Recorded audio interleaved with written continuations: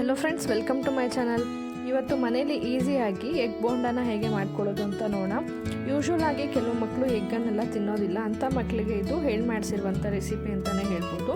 ಈ ರೀತಿ ಮಾಡ್ಕೊಳ್ಳೋದ್ರಿಂದ ಮಕ್ಕಳು ಇಷ್ಟಪಟ್ಟು ತಿಂತಾರೆ. ಇದಕ್ಕೆ ಬೇಕಾಗಿರುವಂಥ ಇಂಗ್ರೀಡಿಯೆಂಟ್ಸ್: ಬಾಯ್ಲ್ ಮಾಡ್ಕೊಂಡಿರುವಂಥ ಮೊಟ್ಟೆಗಳು 4, ಕಡಲೆ ಹಿಟ್ಟು, ಮತ್ತು ತುರಿದಿಟ್ಕೊಂಡಿರುವಂಥ ಕ್ಯಾರೆಟು, ಕಟ್ ಮಾಡ್ಕೊಂಡಿರುವಂಥ ಕೊತ್ತಂಬರಿ ಸೊಪ್ಪು, ಈರುಳ್ಳಿ, ಒಂದು ಸ್ವಲ್ಪ ಅಡುಗೆ ಸೋಡಾ ಮತ್ತು ಪೆಪ್ಪರ್ ಪೌಡರು, ರುಚಿಗೆ ಎಷ್ಟು ಬೇಕೋ ಅಷ್ಟು ಉಪ್ಪು. ನೀವು ಕ್ವಾಂಟಿಟಿ ಬೇಕಂದರೆ ಇನ್ನೂ ಜಾಸ್ತಿ ಮಾಡ್ಕೊಳ್ಬೋದು. ಮತ್ತು ಇನ್ನೂ ಯಾವುದಾದ್ರೂ ತರಕಾರಿ ನಿಮ್ಗೆ ಇಷ್ಟ ಆಗುತ್ತೆ, ಲೈಕ್ ಸ್ಪ್ರಿಂಗ್ ಆನಿಯನ್, ಈ ಥರದ್ದೆಲ್ಲ ನೀವು ಯೂಸ್ ಮಾಡ್ಕೊಳ್ಬೋದು.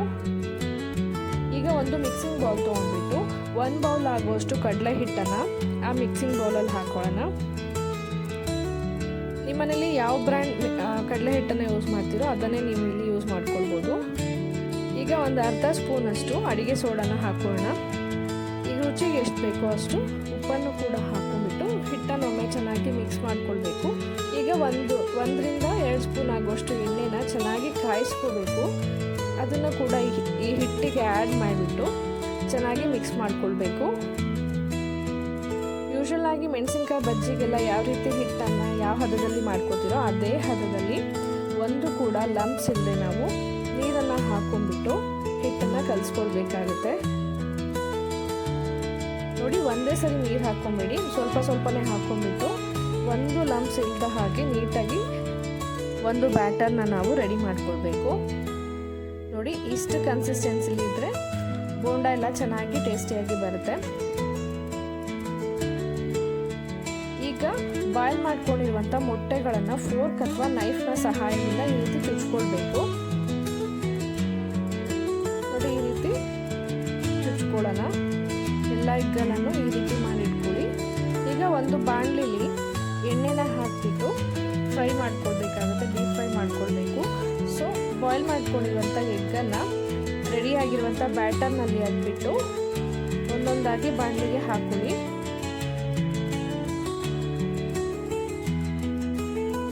ಅದು 2 ಕಡೆನೂ ಚೆನ್ನಾಗಿ ಡೀಪ್ ಫ್ರೈ ಮಾಡ್ಕೊಳ್ಬೇಕು. ನೋಡಿ, ತುಂಬ ಹೈ ಫ್ಲೇಮಲ್ಲಿ ಇಟ್ಕೋಬೇಡಿ ಅಥವಾ ಲೋನು ಇಟ್ಕೋಬೇಡಿ, ಮೀಡಿಯಂ ಫ್ಲೇಮಲ್ಲಿ ಇಟ್ಕೊಂಡು ಫ್ರೈ ಮಾಡಿಕೊಂಡ್ರೆ ಚೆನ್ನಾಗಿ ಬರುತ್ತೆ.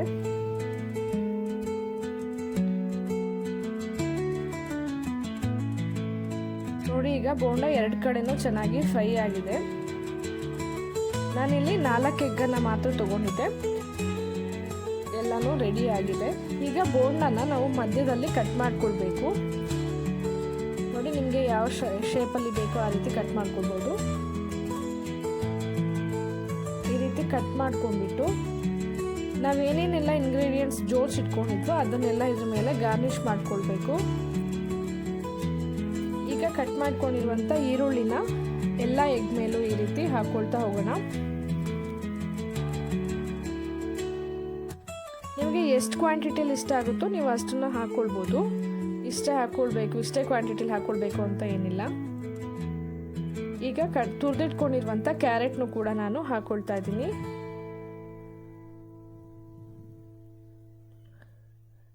ಈಗ ಕಟ್ ಮಾಡ್ಕೊಂಡಿರುವಂಥ ಕೊತ್ತಂಬರಿ ಸೊಪ್ಪನ್ನು ಕೂಡ ಹಾಕೋಣ. ಔಟ್ಸೈಡಿಂದ ತಂದು ತಿನ್ನೋ ಬದಲು ಮನೆಯಲ್ಲೇ ಈ ರೀತಿ ಹೈಜೆನಿಕ್ ಆಗಿ ಈಸಿಯಾಗಿ ಕ್ವಿಕ್ಕಾಗಿ ಮಾಡ್ಕೊಳ್ಬೋದು. ನಮಗೂ ಕೂಡ ತುಂಬಾ ಖುಷಿ ಆಗುತ್ತೆ ನಾವೇ ಮಾಡ್ಕೊಂಡಿರೋದು ಅಂತ.